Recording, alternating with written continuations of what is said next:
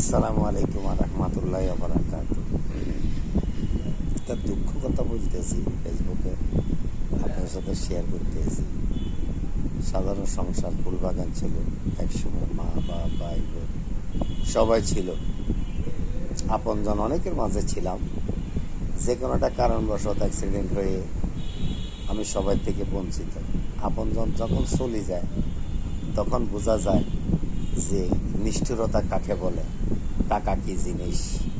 যখন টাকা না থাকবে তখন ভাই ব্রাদার আত্মীয় স্বজন যারা আছে সবাই কিন্তু আপনার পর হইয়া যায়।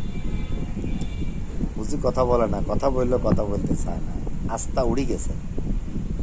মা তো নাই, বাপ নাই, তারা চলে গেছে দুনিয়া থেকে। ভাই আছে, এদের দিকে তাকাইতে এখন ঘৃণা লাগে। বোন আছে, বোনের দিকে তাকাইতে ঘৃণা লাগে।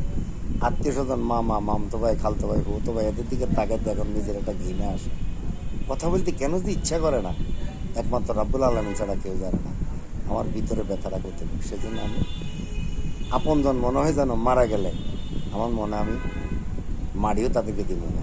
যদি আমি মরে যাই আমার ছেলেদেরকে বলে যাবো, আমার কোনো আপনজনরে বলিও না যে আমি মারা গেছি, তোমরা মারি দিতে আসো। আপনজন ছাড়া আমার মারি দিবে। কথাটা আমার ছেলেদেরকে আমি যদি স্বয়ং আমার জ্ঞান থাকে আমি কথাটা বলে যাব। তবে ভিডিওটা আপনারা লাইক শেয়ার করে দেবেন যাতে এদের কাছে যেটা পৌঁছায়।